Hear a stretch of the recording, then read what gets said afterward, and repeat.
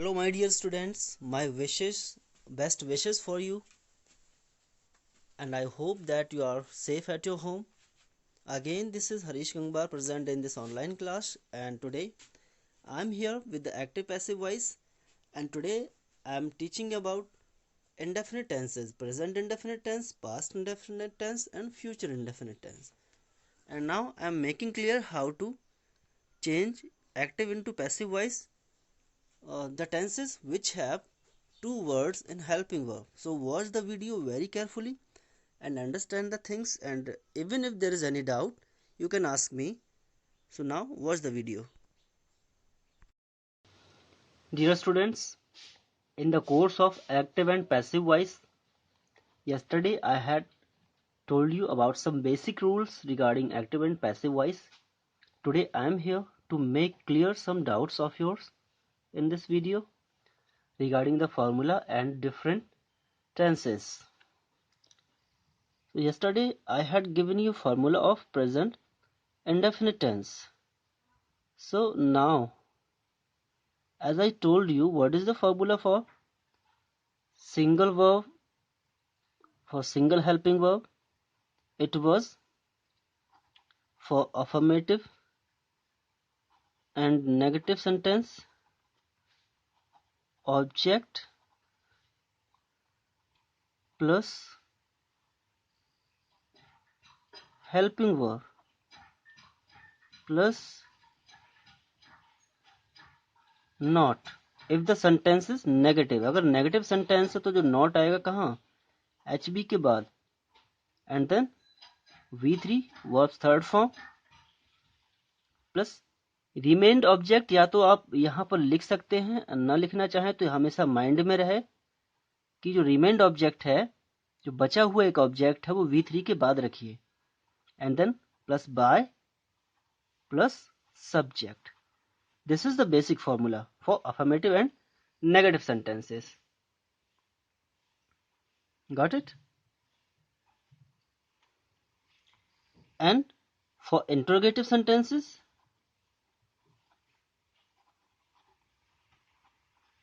it is question word. Question word जो अगर दिया होता है, WH वर्ड जो भी दिया होता है, सेम ऐसे ही हम नीचे उसे डाउन कर लेते हैं, एक्टिव वाले सेंटेंस में से नीचे डाउन कर लेते हैं. एंड HB, कौन सी HB? जो पैसिव वॉइस की HB है, जो पैसिव वॉइस के टेंसेस की हेल्पिंग वर्ब है. एक्टिव वॉइस वाले के नहीं लिखना है. सपोज करो अगर प्रेजेंट इंडेफिनिट का है तो उसमें डू रखा होगा, पास्ट का है तो डिड रखा होगा, ठीक है? तो इनको हमें नहीं लेना है. पैसिव वॉइस में जो मैंने आपको HBs दी हैं टेंस चार्ट में, उनको आपको यहां पर डाउन करना है. And then object comes here plus if the interrogative sentence is negative. अगर इंट्रोगेटिव सेंटेंस साथ में नेगेटिव भी है तो जो नॉट होगा कहां? After object. Now look, this formula is simple. Formula is just like that of active voice sentences. जैसे एक्टिव वॉइस के 12 टेंस हैं, उनका फॉर्मूलाज होता है, बिल्कुल वैसे ही फॉर्मूला होते हैं. बस चेंज क्या होता है? Place of object and subject plus जो वर्ब की फॉर्म है वो चेंज होती है और हेल्पिंग वर्ब चेंज होती है. ये एक सिंपल सा डिफरेंस है. नॉट अगर है तो ऑब्जेक्ट के बाद, and then V3 plus by plus subject. मैंने कहा अगर रिमेनिंग ऑब्जेक्ट है तो कहाँ आएगा? V3 के बाद यहाँ. Got it? And I had given some examples also.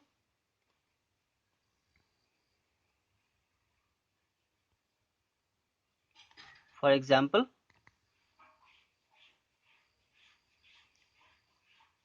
what happened? For example, this is a sentence.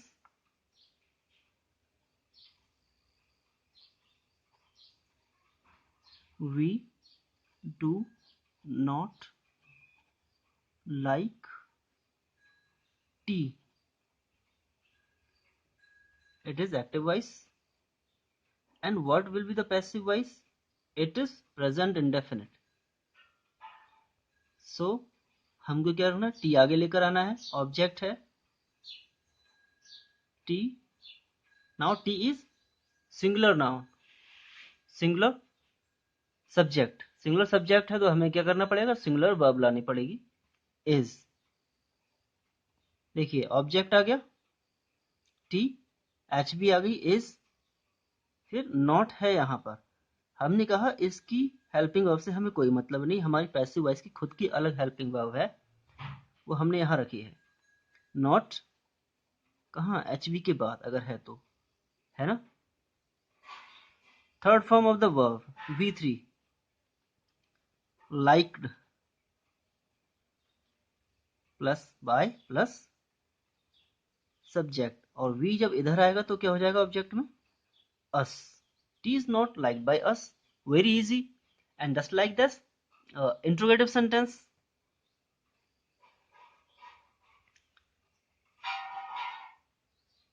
Do you know me? It is an interrogative sentence. देखिए यहाँ पर क्वेश्चन वर्ड नहीं है डू से पहले, सिर्फ हेल्पिंग वर्ब से sentence start हुआ है. Means sentence has started from here, helping verb से स्टार्ट हुआ है. तो क्या करना है, सबसे पहले हमें एच बी लानी पड़ेगी, इसके अकॉर्डिंग एम हमें पहले लाना पड़ेगा, because me comes here and it is changed into I, am I, and then third form of no, am I known to you. But point to be noted, what is the point to be noted, जो कुछ ऐसी verbs होती हैं इसमें no है,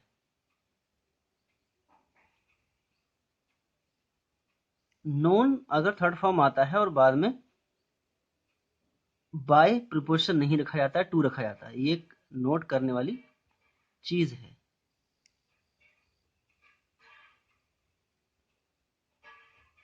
known is followed by to लगाते हैं known के बाद, ठीक है.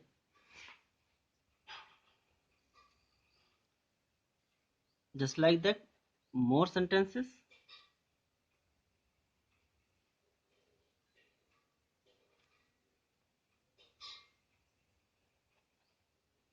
Why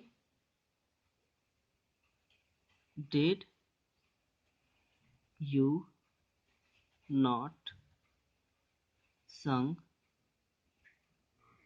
sing a song? Interrogative sentence.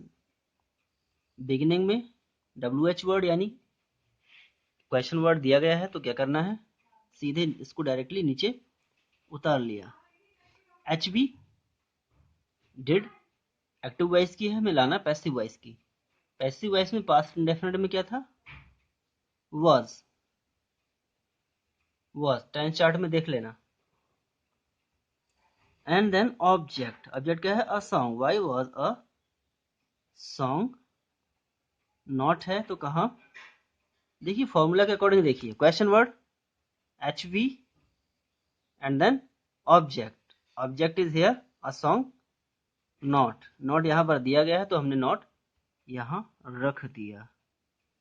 And now third form of sing, sung by you. Got it. इस तरह से फॉर्मूलाज बनाएंगे.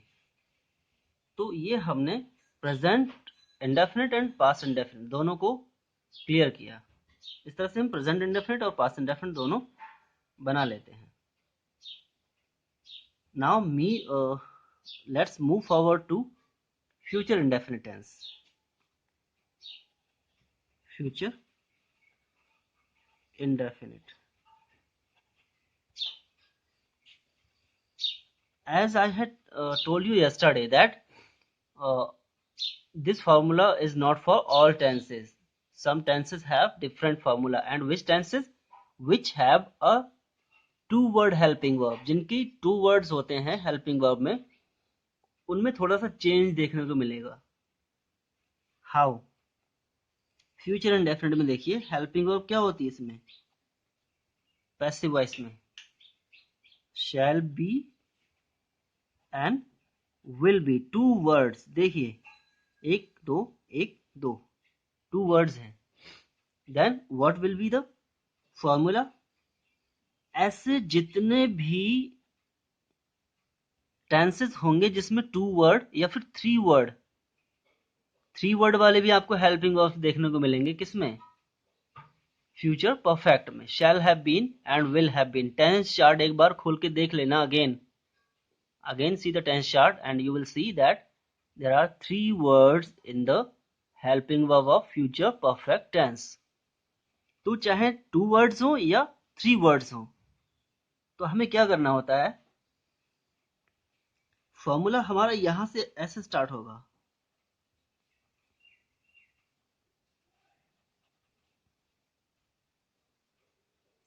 ऑब्जेक्ट, याद रही अफर्मेटिव और नेगेटिव का है, object plus first HB, first HB means जो फर्स्ट वर्ड है, जैसे शैल या विल है, ये फर्स्ट वर्ड हो गया, plus not if the sentence is negative, plus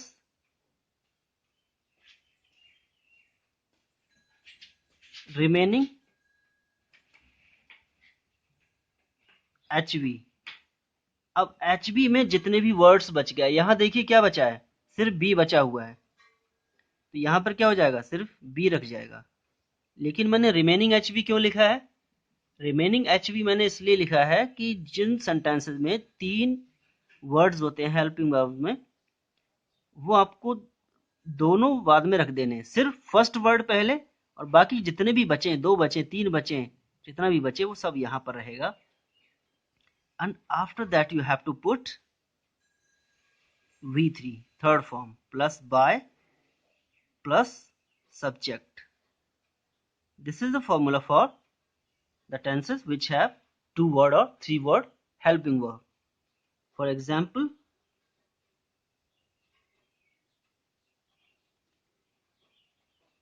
they will teach us maths. Now you see, this is the future indefinite tense. Future indefinite tense है, क्या करना है हमें, मैथ्स यहाँ पर आपका ऑब्जेक्ट है और एक ही ऑब्जेक्ट है। Now you see, these are the two objects. I hope that you have understood which is indirect object and which is direct object. मैंने क्या कहा था, आपको लेना है इनडायरेक्ट ऑब्जेक्ट, पहले उठाना है, ये है इनडायरेक्ट ऑब्जेक्ट, जो भी विच हम पूछते हैं किसको पढ़ाया, किसको पढ़ाएंगे, ठीक है। और एक सवाल पूछते हैं क्या पढ़ाएंगे, किसको पढ़ाएंगे, हमें, क्या पढ़ाएंगे, मैथ्स। तो जो किसको का आंसर होता है वो इनडायरेक्ट ऑब्जेक्ट होता है और उसी को हमें पहले रखना चाहिए। Then us will change into we, helping verb, first HB, first HB, and after that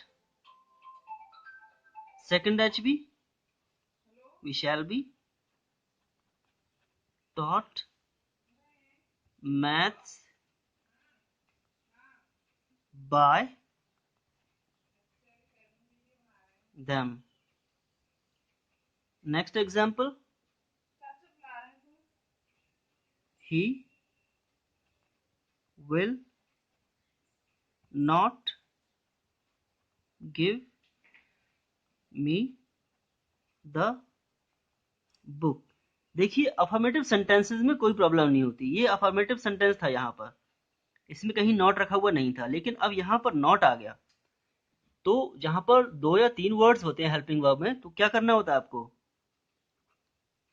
पहले तो आप ऑब्जेक्ट ले आइए, द बुक है ऑब्जेक्ट, मी है, तो मैं क्या कहता हूं, इनडायरेक्ट को पहले लीजिए, जब मी इधर आएगा तो क्या हो जाएगा, आई, आई के साथ हम शैल लगा देंगे, फर्स्ट वर्ड आ गया, फर्स्ट एच बी शैल लगा दिया, ऑब्जेक्ट यहां आ गया, नॉट अब यहां रखना है, फिर रिमेनिंग एच बी क्या बचा, B, I shall not be, third form of the verb given, remaining object the book by him, got it, he जब इधर आया तो him बन गया, got it। इस तरह से हम 2 वर्ड्स और 3 वर्ड्स वाले हेल्पिंग वर्ब्स के सेंटेंसेस को बनाते हैं पैसिव वॉइस में। And now an interrogative sentence from future indefinite tense.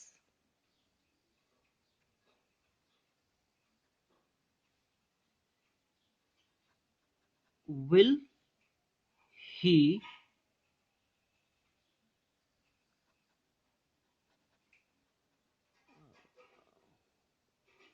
write, sorry it is write, will he write a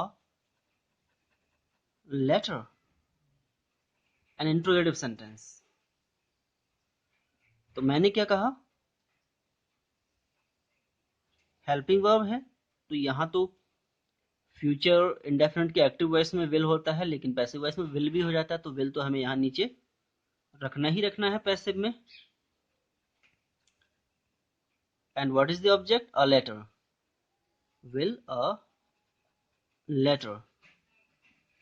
now be, मैंने क्या कहा, हेल्पिंग वर्ब, ऑब्जेक्ट, फिर ऑब्जेक्ट के बाद रिमेनिंग पार्ट, नेगेटिव सेंटेंस होता है तो नॉट के बाद remaining part, will a letter be. Now third form of the verb written by him। Next sentence, who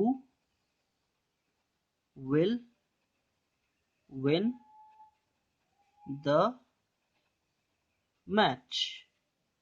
who वाले सेंटेंस के लिए मैंने क्या कहा था, by whom बिल्कुल बिगिनिंग में हम रख देते हैं, by whom।